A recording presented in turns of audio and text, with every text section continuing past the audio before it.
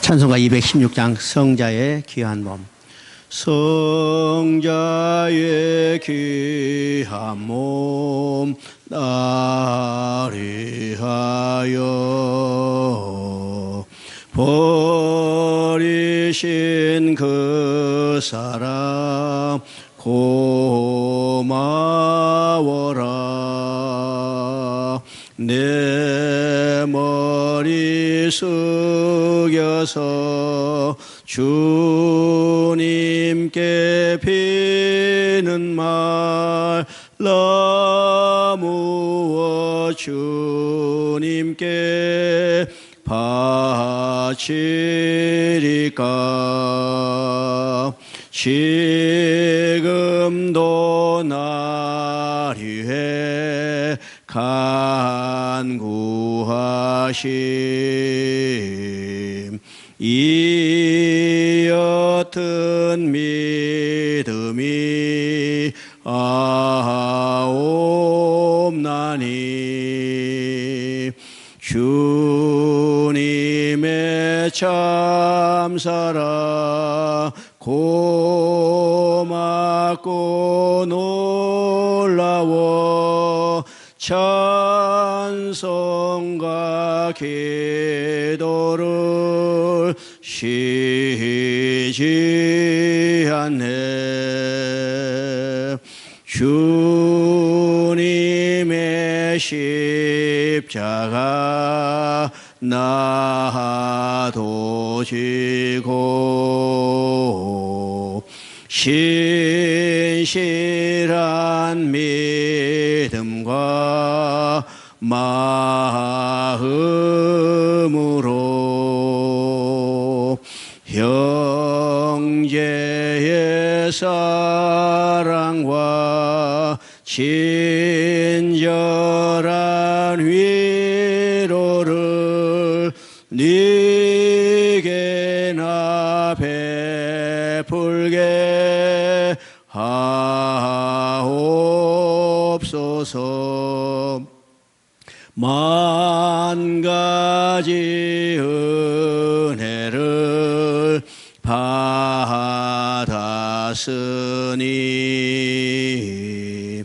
내 평생 슬프나 즐거우나 이 몸을 온전히 주님께 바쳐서 주님만 위하여 늘 살겠네. 아멘. 좋으신 하나님 아버지, 장서전에 그리스도 안에서 우리를 택하시고 역사 가운데 부르셔서 주님 우리의 모든 죄를 속하여 주시고 우리를 하나님의 자녀로 삼으셔서 오늘 이 땅에 주님의 자녀로서 영광을 드러내도록 우리의 모든 것을 주관하시네 참으로 감사드립니다. 또 특별히 오늘 저희들 이 자리에 모이게 하셔서 주님께서 우리를 위하여 해주신 일이 무엇인지를 다시 한번 가르치게 하시고 또 깨닫게 하셨고 주님 앞에 겸손히 믿음으로 순종하는 삶을 살아갈 수 있도록 인도하신 것 감사드립니다. 모든 것이 주께 있사오니 모든 것을 주께 의지하고 맡기고 믿음으로 순종하며 주님 기쁘시게 하는 삶을 살 수 있도록 우리 모든 것을 주장하여 주시옵소서. 오늘 말씀을 우리가 배울 때 우리 심령을 열어서 주의 말씀이 온전히 우리의 영혼의 양식이 되고 우리의 삶이 기초가 될 수 있도록 인도하여 주시옵소서. 우리 주 예수 그리스도 이름으로 기도드립니다. 아멘. 참 여러분 또 뵙게 해서 반갑습니다. 제가 이제 2월 5일 날 이제 중국에서 와가지고 제주도에서 한 주간 있고 또 포천에서 연천에서 한 주간 있고 오늘 이제 안산에서 한 주간 있고 좋은 데만 돌아다니는 거예요. 어제 갑자기 이제 컨디션이 좀 다운이 돼가지고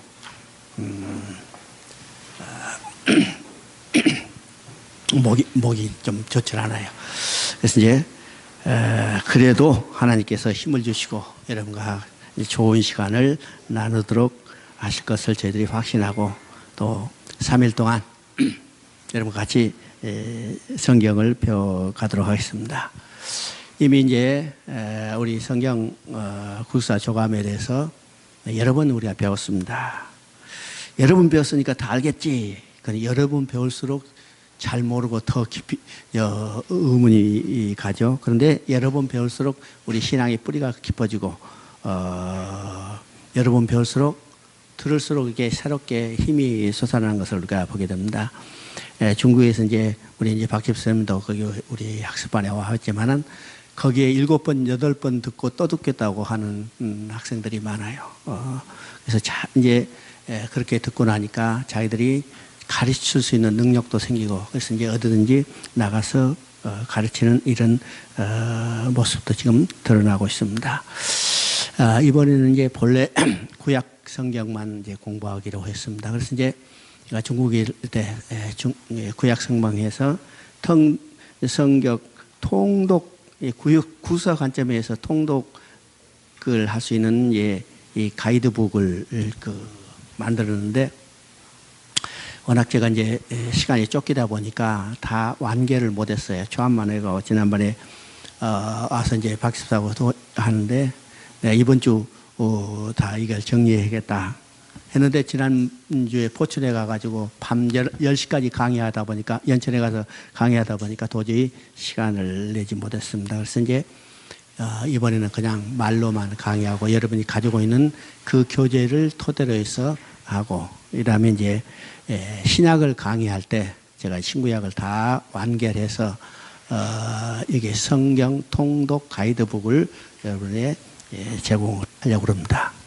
그러니까 이제 이거 통독을 이제 하고 있지만은 그저 그 시대적인 대기적인 통독만 이렇게 해왔는데 우리가 구서 관점에서 거기서 의미한 것들이 무엇인가 하면 이게 전체 성경 모든 장을 개념적으로 아는 그렇게 가이드북을 만들었는데 이게 좀 쉬운 일이 아니에요. 많은 시간이 걸리는 것을 이제 알고 제가 그들 다 완결을 못했습니다. 그런데 이번에는 이제 그 교재를 중심으로 해서 조금 이제 성경 각 장을 훑어간 것으로 해서 구약을 하도록 하겠습니다. 이제 여러분 교재를 보시면 이제 서론이 써져 있고 이제 창세기가 있습니다. 우리 이제 성경은 66권 창세기부터 계시록까지 66권인데 우리 이제 보통 일반적으로 66권 하지만은 우리의 구서 관점에서 볼 때는 66권이 아니라 한 권이라고 머리를 정리하도록 했습니다. 이미 이제 기억하시죠? 왜 한 권인가? 우리가 66권 하면 66개의 다른 주제를 가진 책들을 모아놓은 전집이로 생각하기 쉽지만은 성경은 전집이 아니라 한 권이에요. 이 말은 한 개의 주제를 가지고 있다는 겁니다. 한 개의 주제를 가지고 있어. 그러면 그 한 개의 주제는 어떤 것인가? 하나님의 구원 계획을 역사적인 사건을 통해서 우리에게 보여준 책이 성경입니다. 성경. 그러면 구원 계획이 어떤 것인가? 아주 쉽게 얘기하면 여러분 자녀를 잃어버렸다면 반드시 찾죠. 잃어버린 자녀 찾지 않을 부모가 없어요. 찾지 않으면 그 부모 아니요. 반드시 찾아요. 이렇듯이 하나님도 잃어버린 자기 백성을 반드시 찾는 겁니다. 잃어버린 자녀 찾는 이야기, 이것이 하나님의 여기 우리의 구원이라면 하나님은 자기 잃어버린 백성을 찾는 것이 하나님의 구원 계획이에요. 그럼 누구를 통해서 찾느냐? 자기 아들 예수 그리스도를 통해서 잃어버린 자기의 백성을 찾는 이야기. 이것을 역사적인 사건을 통해서 기록해서 오늘 우리에게 보여준 책이 바로 성경이라는 거예요. 그런데 성경은 한 개의 주제죠. 잃어버린 자기의 백성을 예수 그리스도를 통해서 찾는 하나님의 이야기. 인간의 이야기가 아닙니다. 하나님의 이야기예요. 하나님이 하신 일이에요. 인간이 하는 일이 아니라 하나님이 하는 일이에요. 성경은 어떤 관점에서 봐야 할 건가? 인간이 어떤 교훈이나 유익한 점을 찾기 위한 방편으로 성경을 읽는 게 아니라 하나님이 나를 위하여 해주신 일이 무엇인가를 아는 거예요. 그 일은 잃어버렸던 백성을 찾는 하나님이, 잃어버렸던 패역한 인간, 패역한 나를 하나님이 찾아서 하나님께 다시 돌아오게 하는 하나님의 구원 계획이라는 사실을 우리가 먼저 머릿속에 정리하고 성경을 봐야 합니다. 그래서 성경 전체가 누구를 증거하는가? 요한복음 5장 39절에 말씀한 같이 내가 너희가 영생을 얻으려고 성경을 연구하거냐 성경이 내게 대해서 증거한 것이라. 성경 여기서 말하는 성경은요 구약 성경이지만은 구약 성경의 전체가 누구를 증거하느냐? 바로 예수 그리스도를 증거한다는 거예요. 그래서 성경 66권 전체가 하나님을 떠난 인간을 돌아오게 하는 하나님의 구원 계획을 기록한 건데 누구를 통해서 이루냐면 바로 예수 그리스도를 통해서 이루시기 때문에 성경 66권 전체가 예수 그리스도를 증거하고 있어요. 그래서 우리가 창세기로부터 시작해서 계시록까지 모든 성경을 읽을 때 가장 중요한 전제는 그 성경 모든 성경이 예수 그리스도를 증거하기 때문에 거기서 예수 그리스도를 만나고 예수 그리스도를 증거받고 예수 그리스도를 믿고 그래야 하나님 앞에 다시 돌아갈 수 있습니다. 이것이 성경을 통해서 우리에게 보여주는 가장 큰 의미죠. 그래서 성경 읽을 때 가장 중요한 전제, 모든 성경이 예수 그리스도를 증거한다는 사실입니다. 우리 이제 성경 첫 책이 창세기입니다. 창세기. 우리 이제 창세기 하면 창조의 기사에 대해서 우리에게 자세히 말씀해 주신 거구나 이렇게 생각하기 쉽지만은 성경 창세기가 전부 50장인데 50장 중에 창조의 기사는 몇 장인가 하면 2장밖에 되지 않아요. 그렇죠? 50장 중에 2장. 그러면 25분의 1밖에 되지 않기 때문에 많아요, 작아요? 작은 편이요. 극히 작은 편이요. 그러면 창조의 기사에서 창세기에서 2장만 기록이 됐다면 창조에 관해서 우리에게 많은 정보를 제공하기 위한 목적이 아니라는 사실을 우리가 깨닫게 되죠. 창조를 위한 많은 정보를 우리에게 제공하는 목적이라면 창세기 50장을 다 해서 기록했을 텐데 창조에 관한 기사는 딱 2장뿐이야. 그러면 창세기는 창조에 관한 많은 정보를 우리에게 제공한 내용이 아니고 그러면 어떤 내용일까? 성경 전체가 하나님의 구원 계획인데 왜 하나님이 구원 계획을 이루셔야 하는 것을 우리에게 말씀하기 위해서 단초가 무엇인가를 보여주기 위한 것이 창세기예요. 그러면 창세기 1장, 2장의 창조의 기사는 하나님이 창조한 마음을 보여주고 구원 계획을 위해서는 이 하나님의 창조한 마음, 창조의 목적을 우리가 알아야 합니다. 여러분 자식을 낳았죠? 자식을 낳은 목적이 무엇인가를 알아야죠? 우리는 이제 그렇게 깊이 생각 없이 했지만은 여러분 자식을 잃어버리면 반드시 돌아오기는 하나님 돌아오게 해요. 찾아요. 못 찾으면 죽을 때 눈 감고 죽지도 못해. 이게 부모의 마음이죠. 그럼 왜 그럴까? 왜 반드시 찾까? 그러면 왜 이 애를 낳았을까? 생각해 봐요. 여러분 자식을 왜 낳았어요? 그렇죠? 우리는 살아가면서 이게 깊이 생각하지 않고 그냥 결혼하면 자식 낳고 낳으면 기르고 이렇게 생각했지만은 왜 자식 낳았을까? 부모가 자기 자신을 위해서 자식을 낳았어요. 자식을 위해서 자식 낳은 게 아니라 부모 자신을 위해서 자식을 낳았어요. 그러면 부모가 왜 자신을 위해서 자식을 낳을까? 자식을 낳고 자식과 함께 살면서 기뻐하며 즐거워하며 그의 영광을 드러내기 위해서 자식을 낳았어요.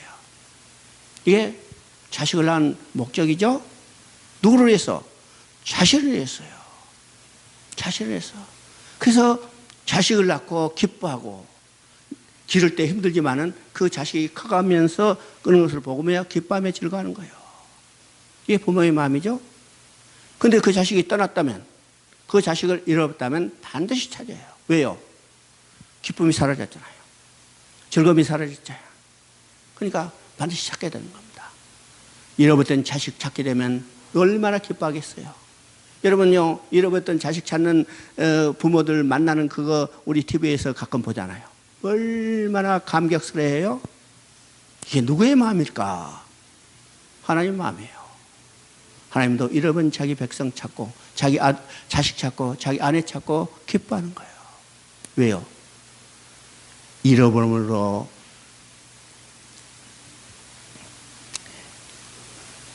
파괴됐던 하나님의 기쁨 자체가 다시 찾음으로 회복했기 때문이요.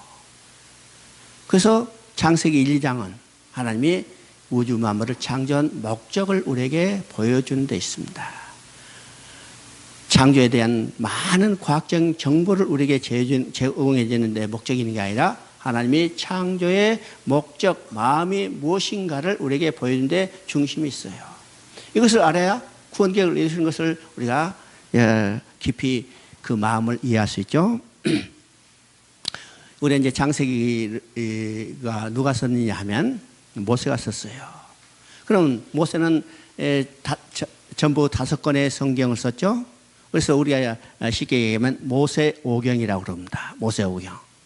그러면 모세오경이 언제 써졌을까? 자, 출애굽기, 레위기, 민수기, 신명기 이 4권의 책은 모세가 이스라엘 백성과 함께 애굽에서 나와서 지금 겪는 현재적 역사적인 사건입니다. 그렇죠? 애굽에서 나왔어요. 그리고 이제 신명기는 모세가 가나안 땅에 들어가지 못하기 때문에 죽기 전에 행한 3편의 설교가 신명기입니다. 그러니까 출애굽기부터 시작해서 신명기까지는 모세와 함께 나온 이스라엘 백성이 경험한 현재적인 역사적인 사건이요.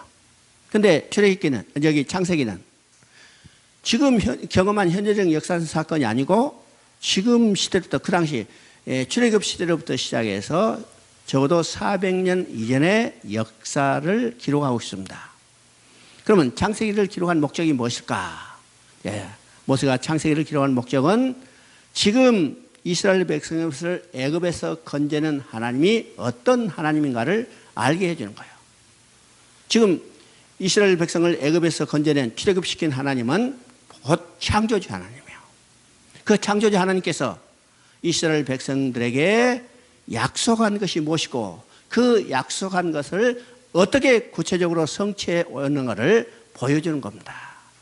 이것을 그들에게 깨닫게 하기 위해서 창세기를 기록했어요. 창세기를. 그러면 출애굽기 이후의 역사는 창세기까지 나타나는 하나님이 이스라엘 백성에게 조상에게 했던 약속을 그대로 성취하는 과정이죠. 창세기는 바로 아브라함에게 약속하고 이삭에게 약속을 계승한 약속, 야곱에게 계승한 약속 그대로 성취하는 것을 보여주는 겁니다. 그러면 우리가 창세기를 통해서 하나님이 우리의 조상에게 약속하는 것이 무엇이고 그것을 어떻게 성취해 가고 있는가 하는 바로 구원 계획의 전체적인 대의를 우리가 깨달을 수 있습니다. 그래서 우리가 창세기를 정확히 안다면 하나님의 구원 계획의 전체적인 대의를 알 수가 있어요. 알 수가 있습니다. 그래서 창세기를 통해서 하나님이 창조한 목적이 무엇이고 하나님이 인간들에게 약속한 것이 무엇이고 그 약속을 어떻게 성취해 오는가를 우리가 대강을 창세기를 통해서 볼 수가 있습니다. 창세기 1장 1절을 보면 태초에 하나님이 천지를 창조하시니라. 이 말씀은 하나님이 누구신가에 대한 설명이 없어요. 하나님이 누구신가에 대한 설명이 없는 반면에 어떤 것을 이야기하면 하나님이 무엇을 하였는가 하시는가에 대한 장엄한 선포만 있죠. 태초에 하나님이 천지를 창조하시니라. 하나님이 무슨 일을 하시는가. 이 말을 통해서 역사의 주인이 누구신가를 우리가 깨닫게 합니다. 역사의 주인이 누구시고 역사는 누가 주권적으로 운행해 가시는가. 곧 역사의 주인은 하나님이시고 하나님이 역사를 주권적으로 운행해 가신다는 사실을 이 창세기 첫 마디 첫 절에 나타나고 있습니다. 그러면 성경의 전체 역사의 주인공은 누구냐면 하나님 자신이요. 하나님이 이 모든 성경의 사건을 주권적으로 이루어 가신다는 사실을 우리가 깨닫게 되죠. 이것을 통해서 하나님은 이 성경은 하나님의 구원 계획을 기록하시는 건데 구원 계획을 주권적으로 이루어가시는 분은 하나님이시라는 것을 우리가 알게 됩니다. 인간이 아니요. 하나님 자신이 하나님의 구원 계획을 주권적으로 성취하고 따라서 역사의 기준도 하나님이시죠. 하나님. 그러면 구원 계획을 이루신데 하나님이 주권적으로 해야 하기 때문에 구원 계획만 하나님이 주권적으로 이루시고 구원의 역사만 하나님이 주인공인가? 아니요. 세속의 역사도 하나님이 모든 주권을 가지고 이루어 가신다는 사실을 우리가 성경을 통해서 보게 됩니다.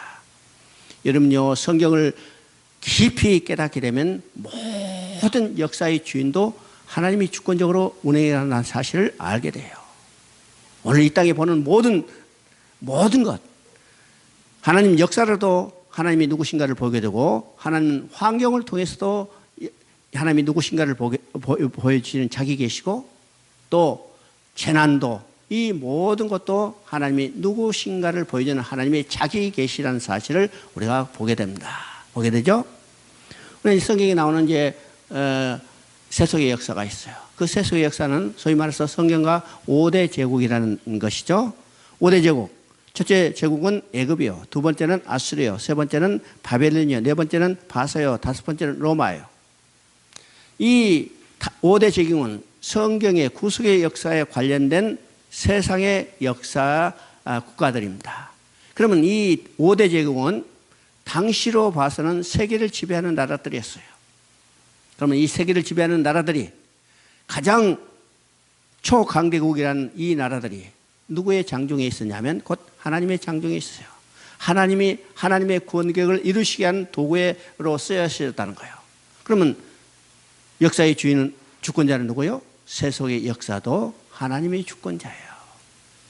오늘 이 대한민국도 여러분이요, 어떤 지도자에서 움직여 가는 것 같지만은 실제로 그 손길은 누구야 하냐면 하나님이 있어요. 하나님의 손길을 봐야 해요.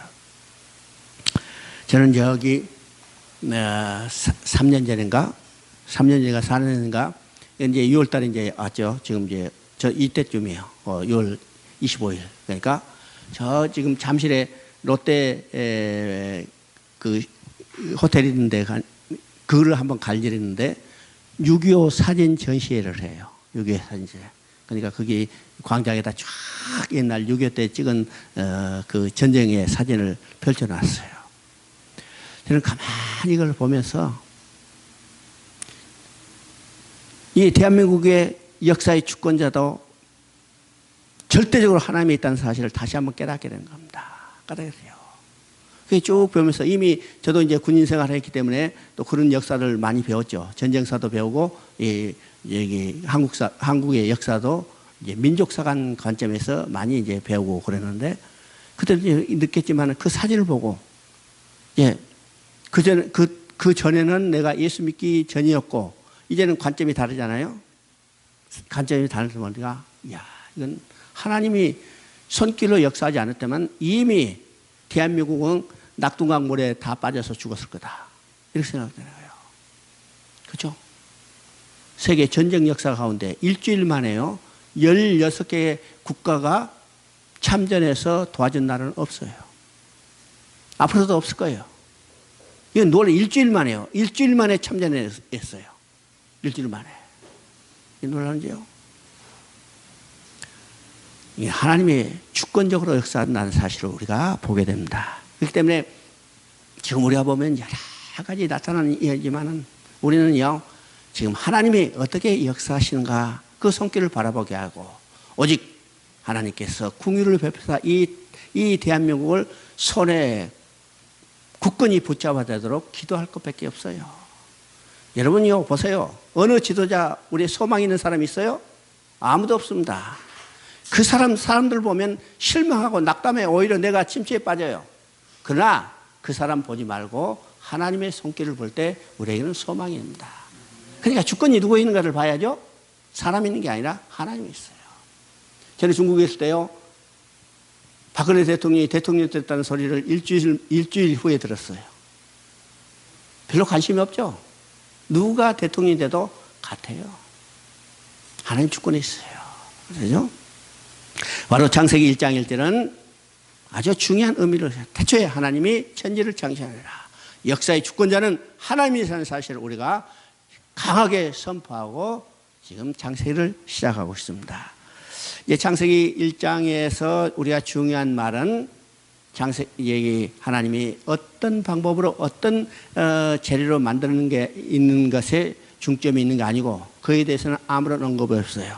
근데 창세기 1장에 반복되는 세 마디가 있는데 하나님이 말씀하시고 그대로 되니라 보시기에 좋았다는 말이에요. 이 세 마디의 의미는 하나님의 계획과 목적대로 우주 만물이 창조됐다는 것을 선포하고 있습니다. 1장 26절을 보니까 하나님이 자기의 형상대로 인간을 지으셨다고 했어요. 여기서 형상대로 모양대로라는 것은 하나님은 인격적인 존재이기 때문에 인간도 인격적인 존재로 지었다는 거예요. 인격적인 존재에서 가장 쉬운 말은 말이 통하고 교제 가능하게 지었다는 거예요. 하나님이 인간을 지으실 때 인간과 교제의 대상, 인격적인 존재로 지으셨다는 거예요. 그리고 이제 2장 1절 2절을 보니까 천지와 만물을 다 이루니라. 그리고 안식하셨다고 그랬어요. 여기서 중요한 두 가지 개념이 있다고 그랬죠. 저는 완성의 개념이 있습니다. 두 번째는 안식의 개념이 있어요. 성경 전체에서 우리가 이 완성과 안식의 개념을 왜 중요하다는 것을 우리가 다시 깨달아야 합니다. 왜요? 이것을 이해해야 성경 전체에서 하나님의 구원 계획을 이루시는 목적, 이유를 우리가 깨닫게 되기 때문이요. 그래서 완성했다고 그랬어요. 완성은 하나님이 지으신 모든 것을 자신의 계획과 목적대로 다 이뤘다는 겁니다. 이뤘다는 거죠? 그러면 2장 8절에 보니까 인간을 어디에 두셨냐면 하나님이 지으신 에덴 동산에 인간을 두셨다고 그랬어요.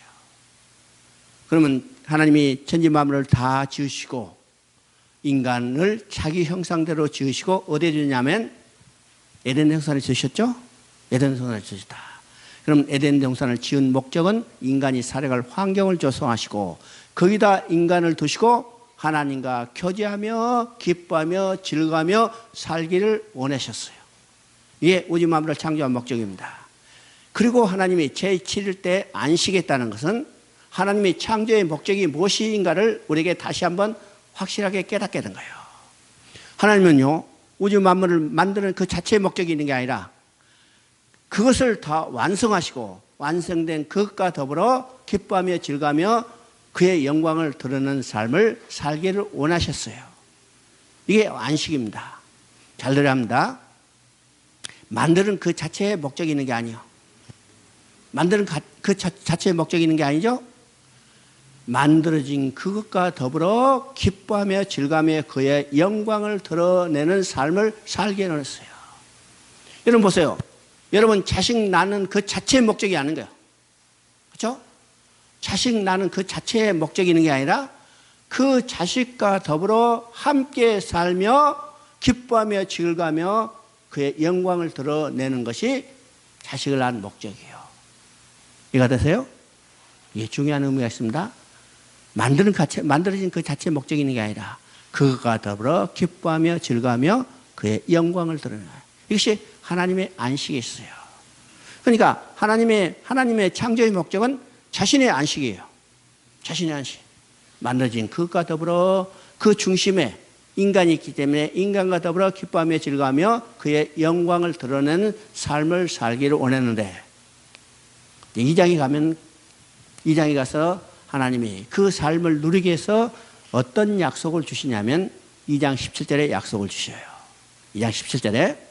그러면 2장 17절은 선악을 알게 남의 실과는 먹지 마라. 먹으면 반드시 죽으리라. 자, 그렇죠? 그러면 우리가 이제 인간의 관점에서는 먹지 말라. 먹으면 반드시 죽으리라 했기 때문에 야, 이건 금지 명령이구나. 금지 명령을 어겼기 때문에 인간이 벌받구나. 이렇게 생각하실지 몰라도 우리는요, 하나님의 관점에서 성경을 읽어야 한다고 했어요. 그러면 하나님이 왜 선악과를 동산 중앙에 두시고 먹지 말라, 먹으면 정령 반드시 죽이라고 이렇게 말씀하셨을까? 그렇죠? 먹지 마라, 먹으면 정령 죽으라. 그런데 이 명령을 어기고 인간이 이 범죄를 하고 하나님의 쫓겨났다. 이렇게 생각하면 선악과를 거기 두신 하나님께 인간이 범한 죄악의 근본적인 동기를 넘기는 거예요. 책임을 넘기는 게 되죠. 그런데 하나님은 왜 이 선악과를 거기다 두시고 먹지 말라고 명령했을까? 하나님의 마음을 우리가 생각해 봐요. 그러면 하나님은 왜 거기다 두셨을까? 하나님의 마음이 무엇일까?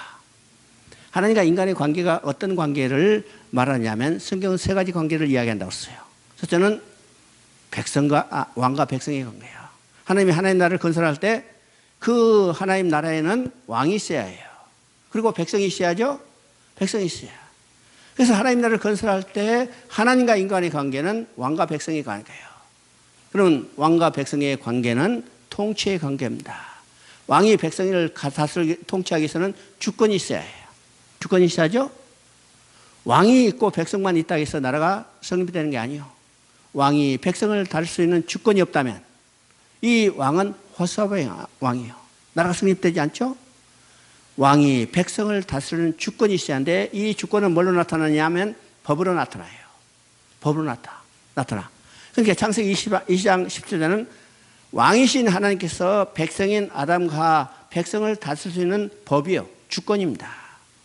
인간이 이 법만 지키면 하나님이 통치한 나라에서 하나님의 공급을 받으며 하나님이 주신 생명으로 하나님과 영원히 살 수 있었어요. 근데 문제는 뭐예요? 인간이 이 법을 지키지 못했던 거였어요. 이게 첫 번째 하나님과 인간의 관계입니다. 두 번째 하나님과 인간의 관계는 성경에서 말하는 하나님과 인간의 관계는 남편과 아내의 관계를 이야기합니다. 남편과 아내가. 자, 우리가 성경 전체에서 남편과 아내의 관계를 위한 성경이 있죠. 첫째는 호세아서예요. 두 번째는 아가서예요. 이건 성경 전체가 하나님과 인간의 관계를 남편과 아내의 관계를 해요. 그런데 이 남편과 아내의 관계는 창세로부터 계시록까지 끊임없이 이 관계를 이야기합니다. 우리가 계시록 마지막에 보면 계시록 19장에 보면 어떤 일이 나요? 어린 양이 혼인잔치가 있어요. 그러면 어린 양 혼인잔치에서 신랑은 누구요? 어린 양 되시는 예수 그리스도고 신부는 곧 구원받은 우리들이에요. 남편과 아내의 관계를 이야기하죠. 그리고 고린도후서 11장 2절을 보면 거기서 정결한 처녀로서 남편된 예수 그리스도에게 인도하려 하노라. 누구를? 우리를요. 그러니까 남편과 아내의 관계를 이야기하죠. 구약에도 이런 남편과 아내의 관계는 계속해서 이야기합니다. 이사야 54장 5절에도 이야기하고 에레미야 3장 14절에도 이야기하고 에레미야 31장 32절에도 이야기하고 남편과 아내의 관계를 해요.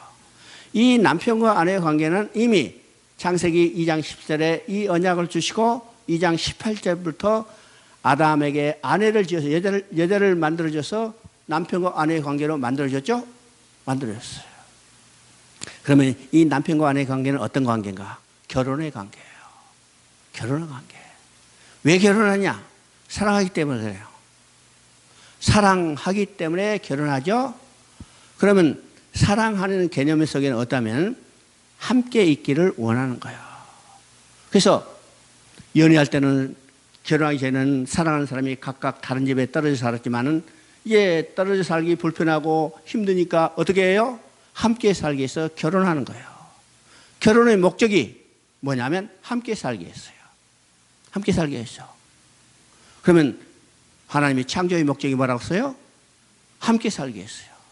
이걸 남편과 아내의 관계로 이야기하는데 남편과 아내로서 결혼하게 할 때는 뭐가 있어야 하냐면 결혼의 서약이 있어야 해요.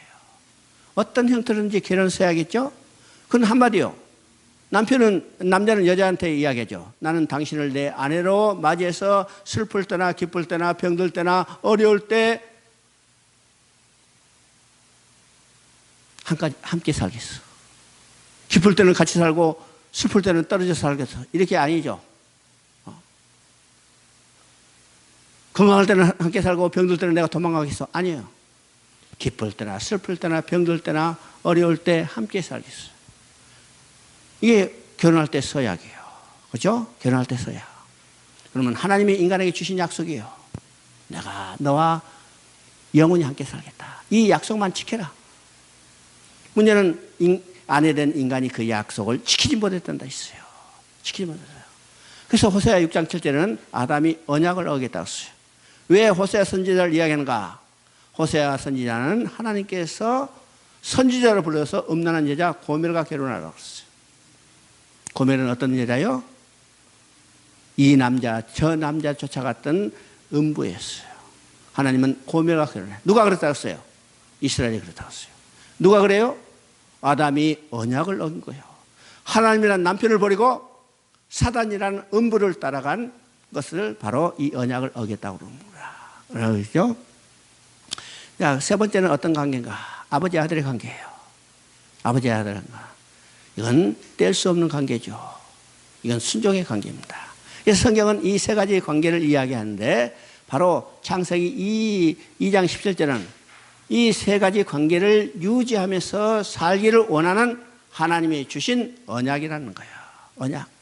인간이 이 언약만 지키면 하나님과 영원히 함께 살 수 있어요. 문제는 이 언약을 지키지 못했던 데 있습니다.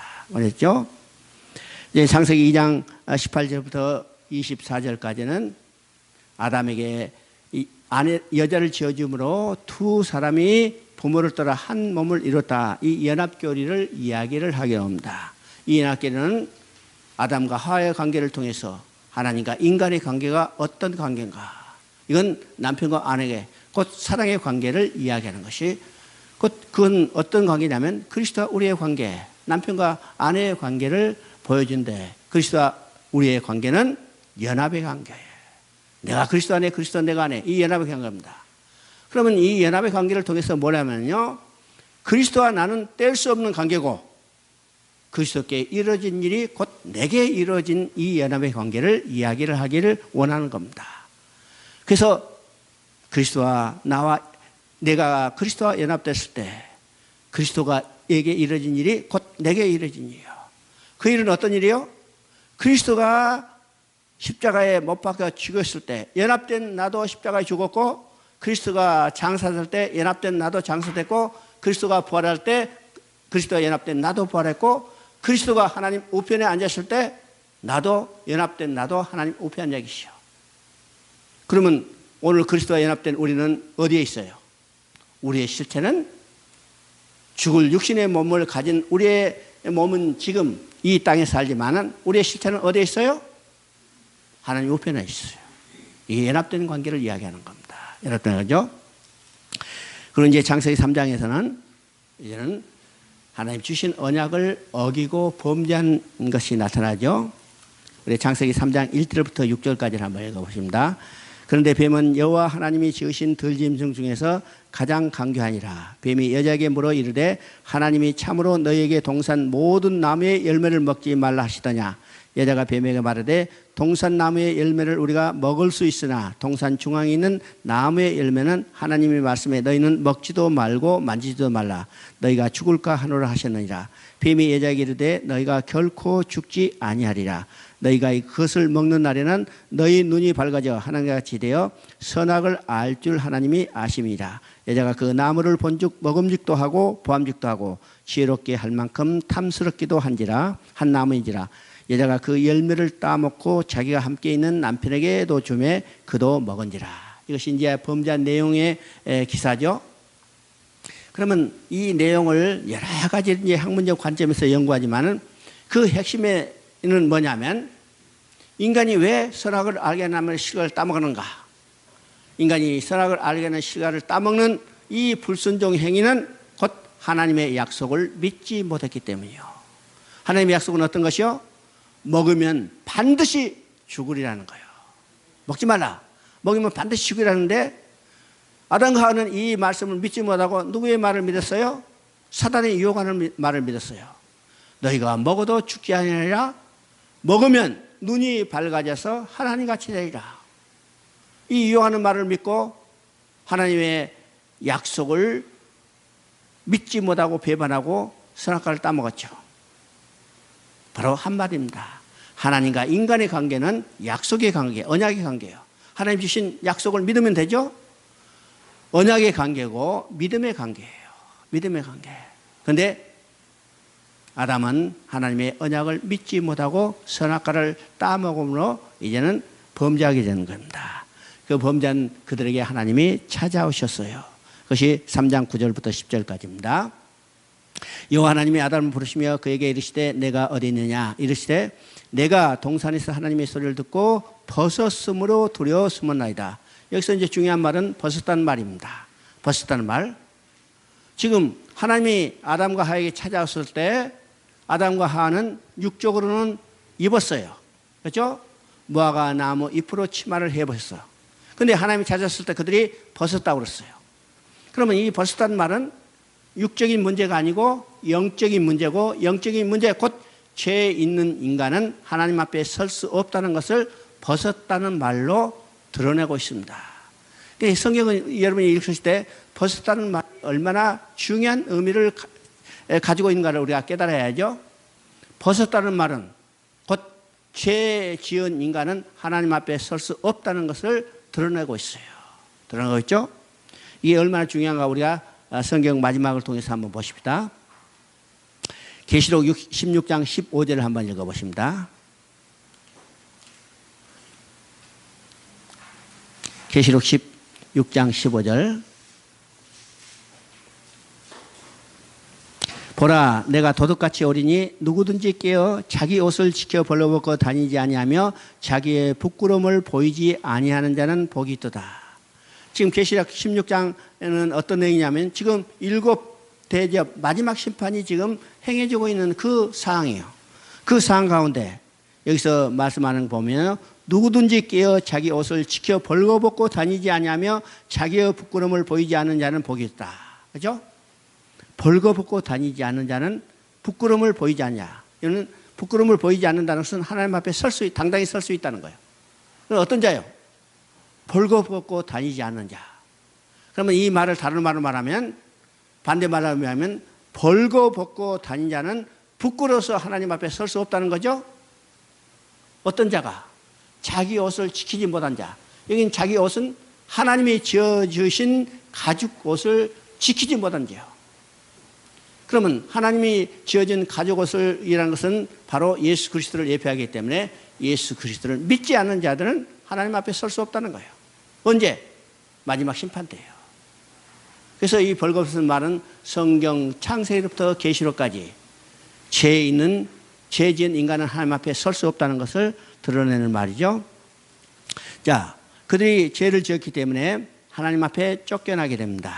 쫓겨나게죠. 3장 24절 읽어보십니다. 3장 24절 이같이 하나님이 그 사람을 쫓아내시고 에덴 동산 동쪽에 그룹들과 두루 도는 불칼을 두어 생명나무의 길을 지키게 하시니라. 그래서 하나님이 아담과 하와가 하나님 앞에 쫓겨났어요. 그러면 이 쫓겨난 이유를요 우리가 좀 더 명확히 이해할 수 있어야죠. 그냥 단순히 쫓겨났다. 아, 그들이 죄지어서 쫓겨났다. 이렇게 생각하면 너무 막연한 이야기예요. 그런데 쫓겨난 이유를 더 명확히 이야기하는 것이 있는데 그것이 고린도후서 6장 14절입니다. 이건 중요하기 때문에 지금 계속해서 성경을 읽으면서 지금 말씀 나눕니다. 고린도후서 6장 14절. 성경을 한번 찾아보십니다.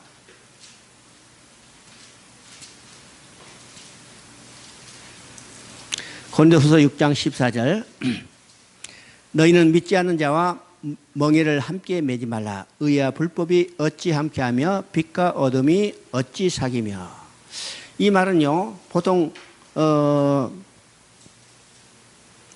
결혼할 정년기 앞둔 이제 부모들이 이 말 잘 인용해요. 그 이제 자녀 배우자 찾아야 할 때 누굴 찾을까 할 때 이 말 인용하죠. 너희는 믿지 않는 자 명예를 함께 매지 말라. 그렇죠? 우리가 이제 배우자를 찾는데 그 같은 믿는 자 찾는 게 참 복이죠. 복이에요. 정말 복입니다. 근데 그보다 더 중요한 의미가 있어요. 이건 신학적으로 아주 중요한 의미가 있죠. 여기서 의와 불법이 어찌 함께하며 빛과 어둠이 어찌 함께할 수 있을까? 그렇죠? 여기서 중요한 두 개의 개념이 있습니다. 이거는 의와 중국말은요 불법을 불이라고 써 있어요. 불보예요. 그 다음에 빛과 어둠이 함께하였으며. 그렇죠? 하나님은 의로우신데 인간은 범죄함으로 불의한 자가 됐어요. 하나님은 빛이신데 인간은 범죄함으로 어둠이 됐어요. 어둠이 됐죠? 의와 불의는 함께할 수 없어요. 빛과 어둠은 함께할 수 없어요. 그렇죠? 여기 캄캄할 때 여러분이 들으시면서 스위치를 넣으면 이 전등이 빛이 반짝 돌아. 그러면 그 순간에 이 방을 꽉 채우고 있다는 어둠은 즉시 물러가는 거예요. 잠시라도 머물 수 있는 게 아니에요. 즉시 물러가요. 전등이 켜 있는 상태에서 아무리 어둠을 끌어놔도 어둠은 여기 머물 수 없어요. 왜요? 빛과 어둠이 함께 할 수 없기 때문에요. 하나님은 의로우신데 인간은 범죄함으로 불의한 자 됐어. 하나님은 빛이신데 인간은 범죄함으로 어둠이 됐어요. 그래서 범죄함으로 불의한 자가 되고 범죄함으로 어둠이 된 인간은 하나님 앞에 함께 할 수 있기 때문에 하나님 앞에 쫓겨났어요. 그러면 인간에게 가장 중요한 것, 하나님 앞에 쫓겨난 인간에게 가장 중요한 것은 어떤 것일까? 그렇죠? 하나님 앞에 쫓겨난 인간에게 가장 중요한 것은 하나님 앞에 다시 돌아가요. 여러분 보세요. 부모를 잃어버린 어린아이에게 가장 중요한 것은 어떤 일이에요? 부모한테 다시 돌아가는 일이요. 마찬가지로 하나님 앞에 쫓겨난 인간에게 가장 중요한 일은 하나님 앞에 다시 돌아가야 하는데, 의로우신 하나님 앞에 불의한 자가 된 인간이 쫓겨났다면, 쫓겨난 이 불의한 인간이 하나님 앞에 다시 돌아가기 위해서는 어떻게 하냐면 의롭게 돼야 해요. 의롭게 돼요. 그래서 우리가 여러분 이제 교회에서 공부할 때 많이 듣는 말이 어떤 말이요? 의롭게 되는 거. 칭의라는 말이 많이 들죠? 그러면 이 칭의, 이 말은 어떤 말인가? 하나님께 다시 돌아가겠다는 말과 동의합니다. 우리가 칭의하면요, 이걸 복잡하게 신학적으로 설명하지만은 아주 간단한 말이에요. 칭의, 하나님 앞에 다시 돌아갔다. 왜요? 하나님은 의로우신데 범죄함으로 인간이 불의한 자가 되기 때문에 의로우신 하나님 앞에 쫓겨난 인간이 하나님 앞에 다시 돌아가서는 간단하게 의롭게 돼야 해요. 그럼 의롭게 되는 것은 하나님께 다시 돌아가겠다는 거예요. 자, 하나님은 빛이신데 인간은 범죄함으로 어둠이 됐어요. 그래서 빛과 어둠이 함께 할 수 없어서 어둠이 된 인간은 빛이신 하나님 앞에 쫓겨났어요. 그러면 하나님 앞에 쫓겨난 인간의 가장 중요한 일은 어떤 일인가? 하나님 앞에 다시 돌아가요. 하나님 앞에 다시 돌아가야죠? 그러면 하나님 앞에 다시 돌아가서는 어떻게 돼요? 빛이 돼야 해요. 빛이 돼야 하는데 어둠은 스스로 빛이 될 수 없어요. 어둠은 스스로 빛이 될 수 없기 때문에 이 빛 가운데 하나님이 빛을 넣어주시고 어둠을 빛으로 바꿔주신 후에 빛이신 하나님 앞에 돌아오게 하는 것. 이 하나님의 구원 계획이에요. 분명히 성경은 말하죠. 어둠 가운데 빛을 넣어줘서 어둠을 빛으로 바꿔주시고 빛이신 하나님 앞에 나오게 하는 거예요. 그래서 신약에서 뭐가 오셨어요? 신약에서 참 빛인 예수 그리스도가 오셨어요. 어둠을 빛으로 바꿔주죠. 고린도후서 4장 6절 한번 읽어보십니다. 고린도후서 4장 6절. 어둠 대 빛이 빛이라 말씀하셨던 그 하나님께서 예수 그리스도의 얼굴에 있는 하나님의 영광을 아는 빛을 우리 마음에 비추셨느니라. 그 빛이 우리 가운데 빛을 줬기 때문에 우리는요, 빛이 돼서 빛이신 하나님 앞에 다시 돌아가게 된 거예요. 이 하나님이 해주신 일이죠. 그러면 창세기에서 이 우리를 빛으로 바꿔주시고 어둠에서 하나님 앞에 쫓겨난 인간을 빛으로 바꿔주기 위해서 하나님이 새로운 약속을 주시는데 이게 창세기 3장 15절입니다. 창세기 3장 15절 한번 읽어보십니다. 내가 너로 여자와 원수가 되게 하고 내 후손도 여자의 후손과 원수가 되게 하리니 여자의 후손은 내 머리를 상하게 할 것이요 너는 그의 발꿈치를 상하게 할 것이니라. 자, 여기서 한마디로 여자의 후손을 보내주시겠다는 약속입니다. 그런데 이제 창세기 3장 15절을 하나님이 지금 하나님 앞에 불의한 자가 돼서 쫓겨나고 어둠이 돼서 쫓겨난 인간을 다시 돌아오게 해서 누구를 통해서 돌아올 건가 한 약속을 주시는데 그건 곧 여자의 후손이요. 여자의 후손. 그런데 이제 창세기 3장 15절 우리가 구체적으로 하나님이 어떤 약속을 해 주시는가를 우리가 보게 되는죠. 그러면 이 창세기 3장 15절과 세 마디로 되어 있는 것을 보게 됩니다. 첫째는 두 진영으로 나뉠 것에 대해서 이야기하죠. 그 두 진영은 여자의 후손과 뱀의 후손 두 진영으로 나뉠 겁니다. 나뉘죠? 두 진영으로 나눴어요. 그래서 이 땅에 수많은 나라, 수많은 민족이 있다 하더라도 영적으로 이야기하면 두 민족, 두 나라만 존재해요. 오늘날 이야기하면 믿는 자, 믿지 않는 자. 그렇죠? 다른 말로 말하면 여자의 후손과 뱀의 후손 두 진영으로만 존재합니다. 오늘 대한민국도 두 나라 두 민족이요, 이 경기도에도 두 나라 두 민족이요, 안산에도 두 나라 두 민족이요. 심지어 어떤 가정은 가정 안에 두 나라 두 민족이 있고, 어떤 더 심하면요, 침대에 나란히 두 사람이 누워 있어도 두 나라 두 민족이 존재해요. 영적으로 믿는 자, 믿지 않는 자. 이미 창세기 3장 10절에서 여자의 후손과 뱀의 후손의 진영으로 나뉠 것을 이야기하고, 두 번째는 이 두 진영 사이에는 싸움이 있어요. 원수가 되고 싸움이 있어요.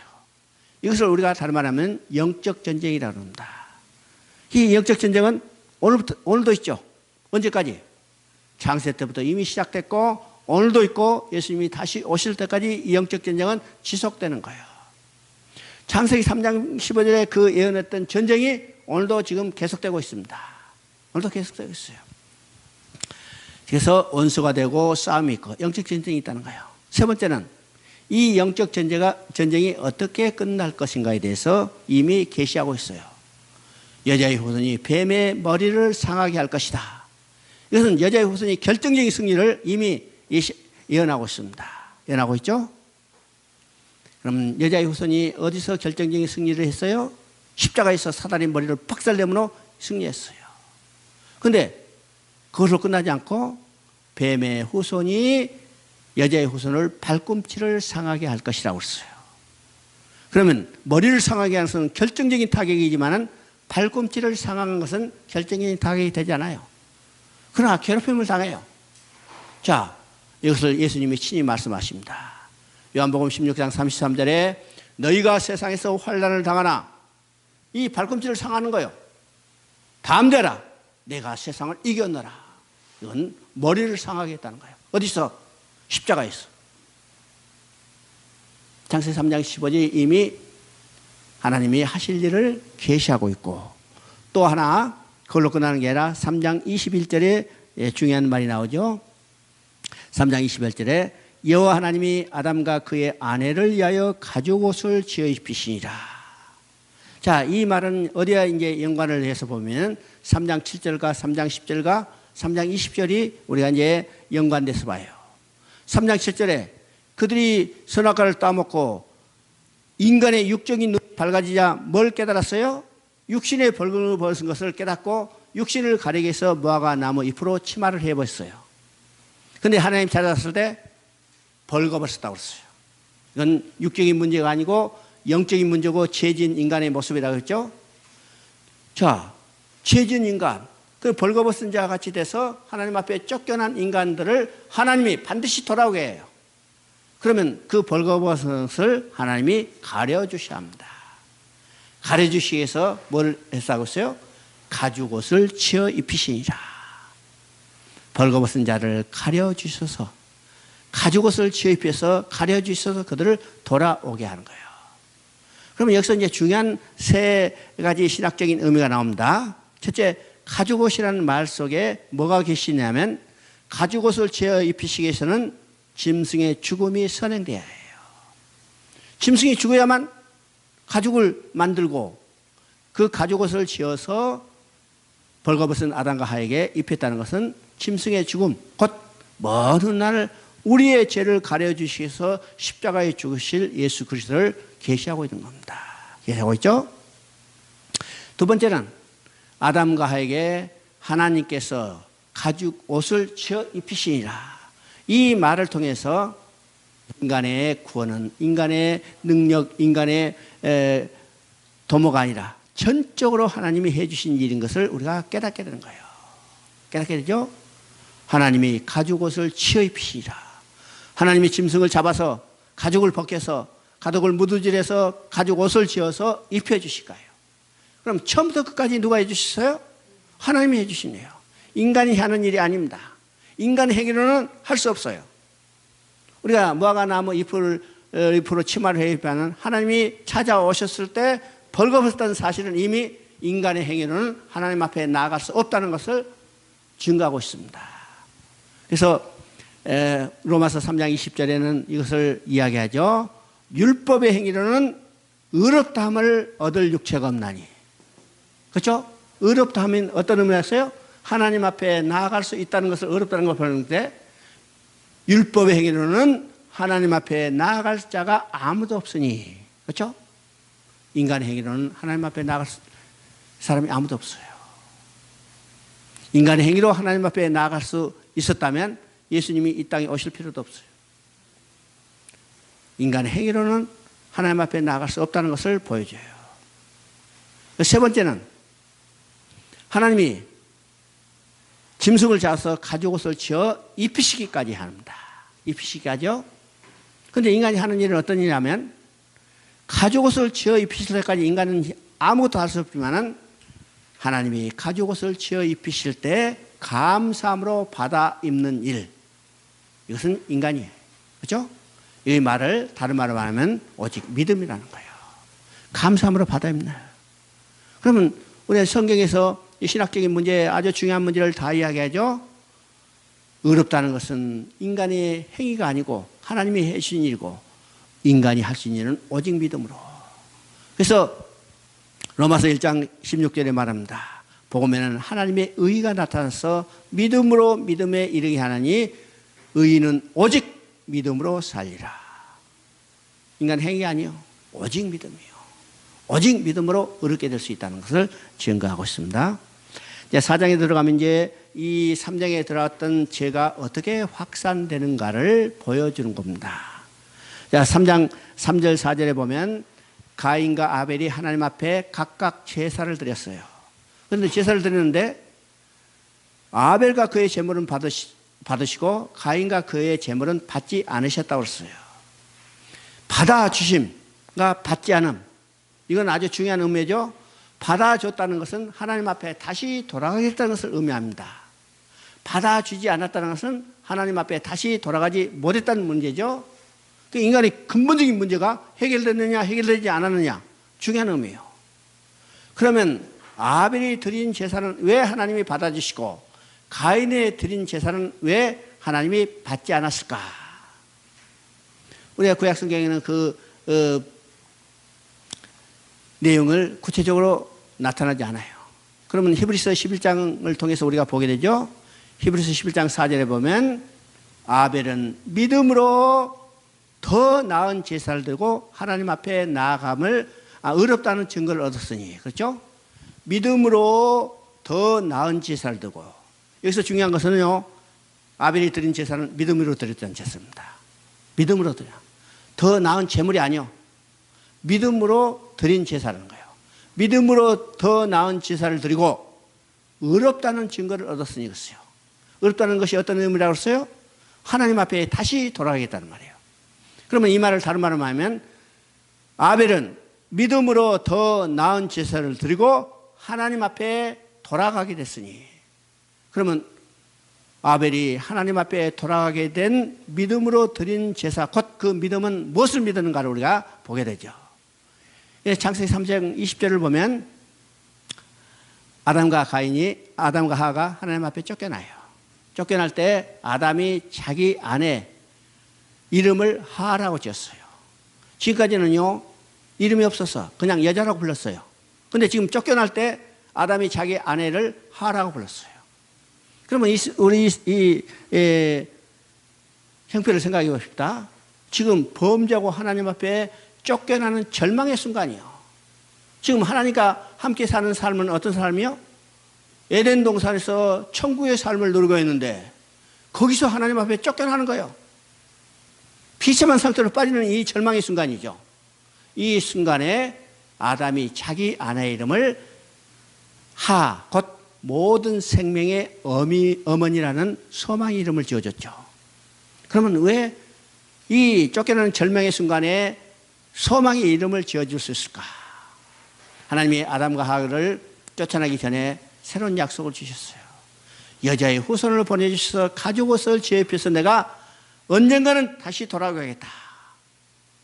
아담과 하와는 쫓겨나기 전에 하나님으로부터 이 원복음을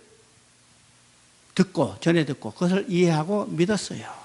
믿었기 때문에 당신은 언젠가 여자의 후손을 태어나게 할 생명입니다. 그 소망의 이름을 지어줬죠? 소망의 이름이에요. 자, 아담과 하와가 쫓겨나서 자식을 낳고 기를 때 이 믿음을 가지고 살았다면 그 믿음이 누구에게 전수됐냐면 자식들이 전수됐어요. 아벨은 부모로부터 받은 이 신앙의 교육, 이것을 마음 깊이 새겼고 가인은 그것을 경홀히 여겼어요. 그들이 하나님 앞에 장성해서 스스로 제사를 드릴 때 아벨은 믿음으로 뭘 드렸어요?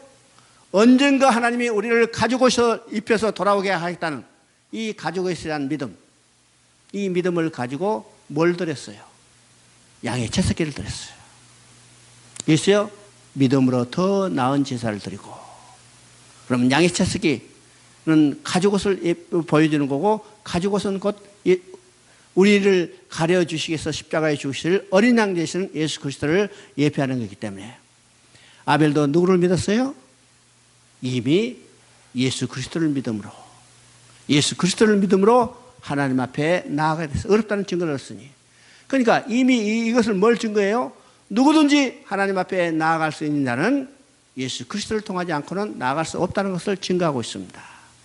성경이 일갈되게 지금 예수 그리스도를 증거해 나가고 있는 거죠. 이제 4장 8절을 보면 이 일로 인해서 하나님의 제사를 받아주신가 받아주심을 주지 않음을 통해서 아벨은 여자의 후손이 됐고 가인은 뱀의 후손이 됐어요. 자, 가인이 제사를 받아주지 않음을 통해서 분해서 아벨을 쳐 죽였어요. 그러면 이건 단순한 살인사건이 아니라 우리가 구수화 관점에서 볼 때 창세기 3장 15절과 이에 관련해서 봐야 합니다. 그러면 창세기 3장 15절은 어떤 내용이 나왔어요? 여자의 후손과 뱀의 후손이 원수가 되고 싸움이 있다고 그랬어요. 근데 창세기 3장 15절은 하나님께서 뱀에게 선언했죠? 뱀에게 선언했어요. 창세기 3장 15절에 보니까 하나님께서 뱀에게 말씀하시다 그랬어요. 뱀에게 말씀해요.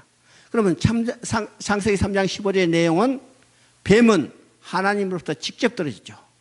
그 직접 들은 내용이 어떤 것이에요? 여자의 후손이 내 후손의 머리를 상하게 할 것이다. 누구의 후손? 뱀의 후손의 머리를 상하게 할 것이다. 그러면 여자의 후손이 태어나면 뱀의 후손은 멸망되는 것을 이미 하나님부터 직접 선언받았기 때문에 뱀의 후손이 생존할 수 있는 유일한 방법은 뭐냐면 여자의 후손이 태어나서는 안 돼요. 그렇죠? 여자의 후손이 태어나면 자기는 여자의 후손으로 인해서 머리가 박살나고 멸망받을 것을 하나님부터 직접 선언받았기 때문에 뱀의 후손이 생존하기 위해서는 여자의 후손이 태어나지 못하도록 해야 해요. 그게 첫 번째 사건이 지금 가인이 아벨을 쳐 죽이는 사건입니다. 왜 이 성경은요 계시록까지 나타나는 사건이죠. 가장 중요한 사건은 어떤 사건이었어요? 예수님이 태어날 때 여자의 후손으로 예수님이 오시는데 그것을 태어나지 못하도록 누가 방해했어요? 팔레스타인을 다스리던 헤롯이 여자의 후손이 태어나지 못하도록 방해한 사건이요. 예루살렘에 태어난 모든 남자, 두 사람의 남자는 다 죽이는 사건이죠. 또 계시록 21장 1절에 보면 1절부터 3절까지 보면 여인이 아이를 낳으려고 하는데 용이 기다리고 있어요. 그걸 낳은 아이를 잡아먹으려고. 그 사건은 어떤 사건이요? 여자는요 교회를 이야기합니다. 구약의 이스라엘 교회, 신약의 교회도 마찬가지지만은 이 교회를 통해서 누가 태어나요? 아이가 태어나요. 아이는 누구요? 태어날 예수 그리스도예요. 여자의 후손이요. 누가 그를 잡아먹으려고 그래요? 용을 잡으니 옛뱀이요 곧 사단과 마귀라. 이 사건은요 창세기 3장부터 시작해서 4장부터 시작해서 어디까지 이어지냐? 계시록까지. 세상 끝날까지 이것은 이어진다는 사실을 우리가 보게 되죠. 창세기 4장 25절부터 26절까지는 이제 셋이 태어나는 것을 보여줍니다. 셋이 태어나는 것은 곧 아벨이라는 여자의 후손이 이제 가인이라는 뱀의 후손에서 죽임을 당하자. 하나님은 계획은 중단한 게 아니라 하나님의 계획을 성취하기 위해서 새로운 씨를 주셨어요. 그 씨가 곧 셋입니다. 그 다음에 5장에 보면요. 이제 족보가 나오는데 족보는 두 가지 의미라고 했어요. 첫째, 족보와 족보가 쭉 연결해 보면 여자의 후손이 어떤 적법한 혈통을 타고 태어나는 것을 보여주는 것이 족보의 의미예요. 그래서 이 족보가 정리되는 것이 마태복음 1장 1절의 족보입니다. 마태복음 1장 1절의 족보, 아브라함과 다윗의 자손 예수 그리스도의 세계라. 이 말은 여자의 후손으로 예수님이 태어나셨다는 것을 증거하는 거죠. 그것이 적법한 혈통을 타고 태어난 것을 이 족보를 통해서 보여줘요. 두 번째 족보의 의미는 족보에 처음 나온 사람과 마지막 나온 사람을 우리가 유의하여 봐야 하는데, 특별히 그 마지막 나온 사람을 통해서 하나님은 새로운 역사를 전개해 가시려는 하나님의 계획과 목적이 있다는 사실이에요. 그러면 이 5장의 족보의 마지막으로 누가 나오면 노아가 나오죠. 그러니까 6장에부터 역사는 누구로부터 이어져 가냐면 노아를 통해서 이루어가는 역사입니다. 역사죠. 우리 이제 마태복음 1장의 족보는 아브라함부터 시작해서 예수로 끝나고 있어요. 아브라함이 이삭을 낳고 이삭이 야곱을 낳고 야곱이 요셉을 야곱이 유다를 낳고 시작해서 쭉 이어지다가 16절에 가면 요셉이 마리아에게서 예수를 낳으니라. 그 족보에 누구냐면 마지막으로 예수가 등장해요. 그러면 족보에 마지막 나온 사람을 통해서 하나님은 새로운 역사를 전개해 가시기 때문에 그 족보에 마지막 나온 사람 예수를 통해서 하나님은 새로운 역사를 전개해 간다면 이것이 바로 누구의 어디의 역사냐면 신약의 역사라는 사실이에요. 신약의 역사. 이것이 족보가 의미하는 것입니다. 족보는 은죠. 6장에 보면 이제 5장 마지막으로 노아라는 이름이 나왔기 때문에 6장은 노아를 통해서 이루어가는 역사인데, 노아 시대에 어떤 일이 벌어지는가? 그때 사람이 많아지기 시작할 때 그랬어요. 많아지기 시작할 때 어떤 일이 벌어지는가? 하나님의 아들들이 사람의 딸들의 아름다움을 보고 그들이 좋아하는 대로 아내를 삼았다고 그랬어요. 그러면 하나님의 아들들은 누군가, 사람의 딸들은 누군가 성경은 명시하지 않았지만 우리가 유치해서 보면 하나님의 아들들은 여자의 후손 곧 셋의 후손이고, 사람의 딸들은 가인의 후손 곧 뱀의 후손인 것을 우리가 깨닫게 됩니다. 그러면 두 진영이 섞여서 여기 완전히 구별되어야 하는데 지금 어떻게 됐어요? 통혼을 통해서 섞여버린 겁니다. 섞여버려요. 섞여버릴 때 어떤 일이 생기는가? 이 섞여버린 것을 우리가 세속화, 타락화라고 합니다. 세속화. 오늘 이 세속과 타락의 교회의 모습을 우리가 유심히 봐야 해요. 유심히 봐야 합니다. 이렇게 되면 어떻게 해요? 결과적으로 6장 5절에 이야기한 것처럼 세상에 악이 가득하게 돼요. 악이 가득하게 돼요. 이건요, 지금까지 역사입니다. 구별되어야 할 것이 섞여버리기 때문에 이 땅에 악이 간영해요. 오늘 이를 통해서 우리 오늘 이 시대의 교회도 돌아봐야 합니다. 오늘 이 시대 교회 섞여가고 있어요. 섞여가는 게 어떻게 했어요? 타락하고 세속화 돼요. 교회인지 세상인지 구별이 안 돼요. 오늘 이 교회의 모습입니다. 교회의 모습. 우리는 영적으로 분별력을 가지고 있어야 합니다. 분별력을 가져요.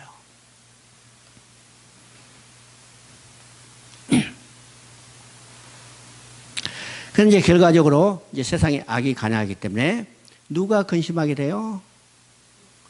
악에 묻혀 사는 사람들은요, 그것이 좋은 일이니 나쁜지 분별력이 이미 사라져 버렸어요. 그렇죠?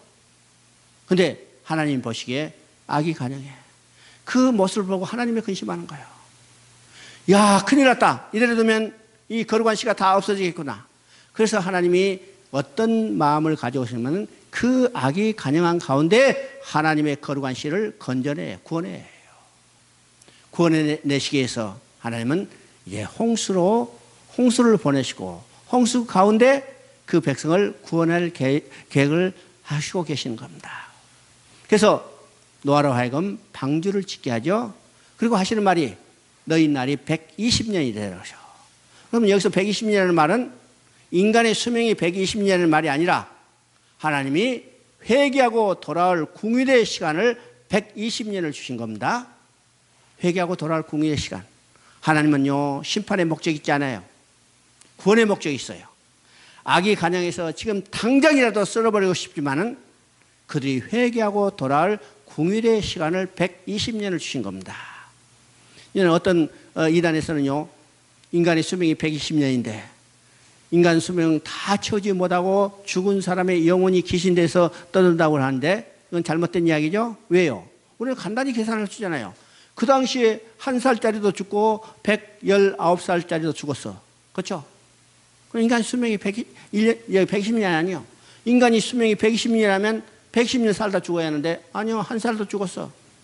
같은 남자도 죽었을 거야 아마.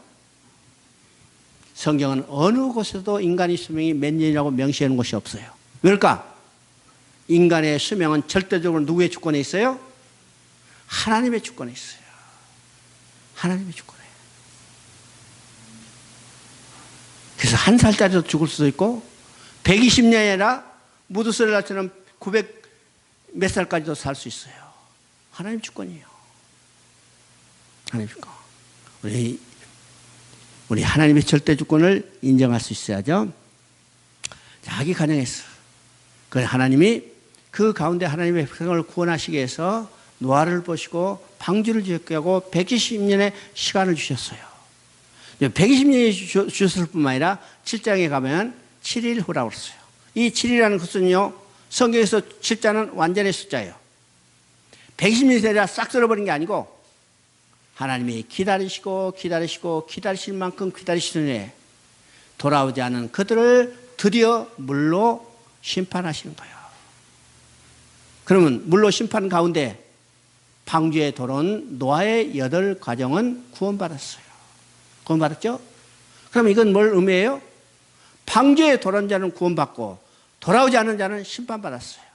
그러면 이 홍수는 심판의 목적이 있는 게 아니라 구원의 목적이 있어요. 자기 백성을 구원하기 위한 목적이죠. 성경은 어떤 책이요? 심판의 목적이 아니라 하나님의 구원의 목적이 있어요. 구원의 목적. 하나님이 구원하시기 때문에 언제나 인간에게 돌아올 회개할 시간을 주시고 돌아오지 않는 그들을 심판하는 거예요. 오늘 시대도 마찬가지입니다. 예수님이 내가 올라간 대로 그대로 오는 것을 너희가 보리라 그러는데 아직 오시지 않았어요. 몇 년이요? 2000년의 세월이 지난 동안에 오시지 않았어요. 왜 오시지 않았을까? 예수님의 재림은 심판이요. 예수님의 초림은 구원이요. 그죠? 예수님은 초림은 구원하시기 때문에 오셨어요. 그래서 예수님이 재림하실 때까지 많은 사람이 회개하고 돌아올 궁일의 시간을 지금 주고 계신 거예요. 지금 그죠? 그래서 구원받을 때는 언제요? 예수님이 재림할 때가 아니라 오늘이 구원받을 때요, 은혜의 때인 겁니다. 오늘이라도 돌아오면 하나님은 그 모든 백성을 다 구원하신다는 사실이죠. 자, 8장은 이제 하나님께서 7장 8장은 이 홍수를 통해서 구원하는 게 하는데 8장을 보면 노아가 의로운 사람이 된 것이 왜 그랬을까? 20절에 보니까 노아가 여호와께 제단을 쌓고 모든 정결한 짐승과 모든 정결한 새 중에서 제물로 취하여 번제를 제단에 드렸더니, 그래서 방주에 나와서 번제를 드린 것을 보게 돼요. 그럼 번제는 뭐냐면 우리의 죄를 속하시고 우리가 하나님과 관계를 회복할 예수 그리스도가 십자가에 들어질 것을 예표하고 있습니다. 이거 번제를 드렸다고 그러죠?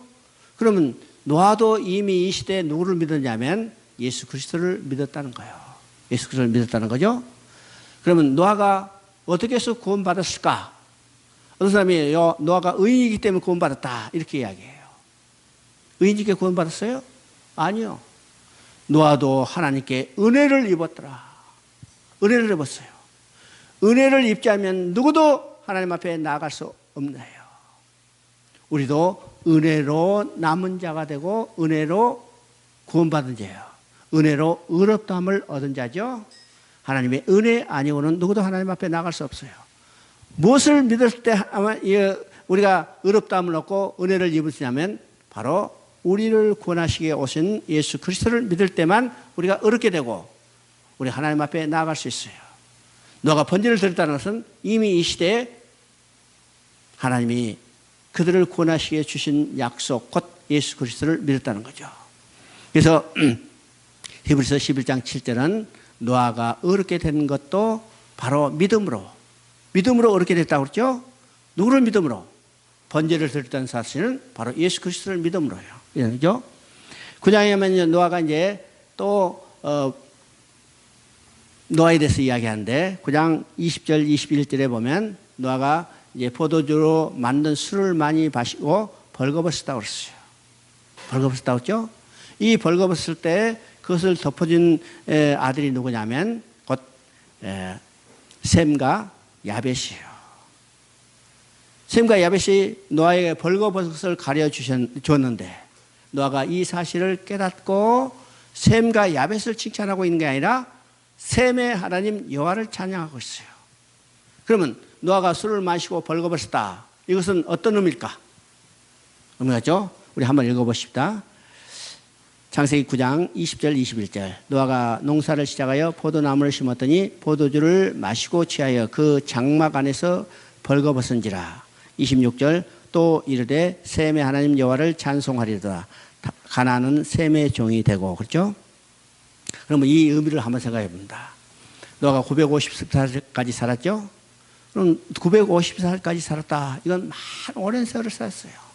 오늘 여러분 생각해 봅시다. 여기에 95세 잡수신 분 계세요? 없어요. 우리가 95세 노아의 10분의 1도 인생을 못 살았는데 우리 인생 가운데 얼마나 많은 일들이 지나갔어요. 그것을 자서전으로 쓴다면요, 이명박 대통령이 쓴 자서전보다 더 두꺼울 거예요. 그렇죠? 근데 노아가 950살까지 사는 그 삶 속에서 얼마나 많은 일들이 지나갔겠어요. 그 중에 하나, 포도주를 많이 마시고 취하여 잔지라. 그리고 벌거벗었다고 그랬어요. 이거 이야기거리나 되겠어요? 술 마시고 가서 어디서 고래고래 소리 진 것도 아니고 남이 저기 집에 가서 문짝 부신 것도 아니고, 그렇죠? 그저 잤어요. 이건 아주 잤어요. 아무런 일이 나타나지 않았죠. 그때 오소 형편으로 봐서는요, 자다가 발만 올려도 그냥 드러나게 돼 있어요. 그러니까 아무런 일이 뭐 사건 사고가 나지 이 날만한 것이 아니요. 근데 이것을 성경에 기록해서 오늘 성경에 있는 우리도 노아가 벌거벗을 알게 하고 있어요. 이게 어떤 의미입니까?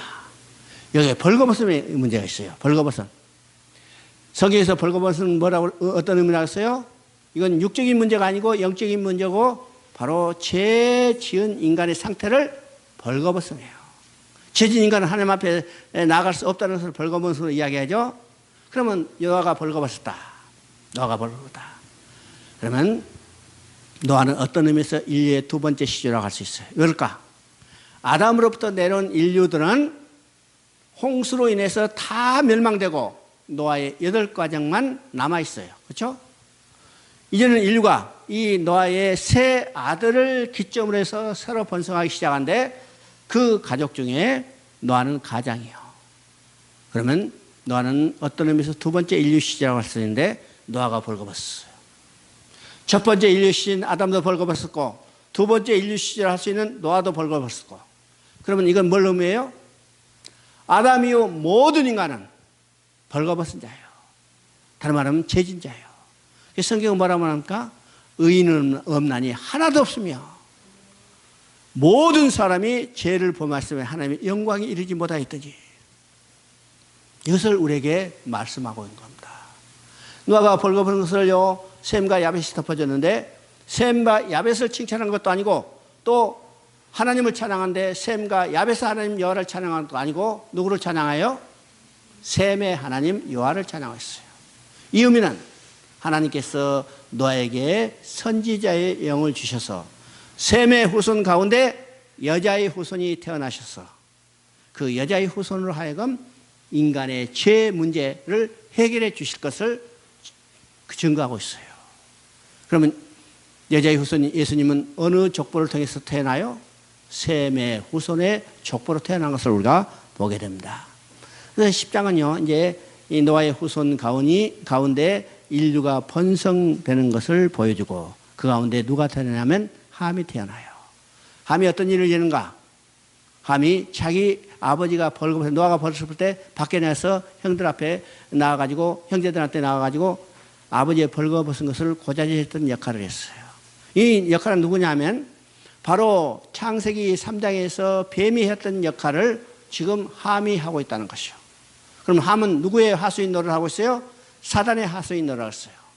이 사단의 하수인 하고 있는 이 함의 후손들이 무슨 짓을 저지르냐면 신할 땅에 가서 바벨이라는 나라를 건설하게 되는 겁니다. 그러면 바벨이라는 이름이 여기서부터 출발하는데 이 바벨이라는 것은 나중에 어떤 대명사로 나타나면 하나님을 대적하는 이 세상에 가장 하나님을 강력하게 대적하는 바벨론으로 나타나요.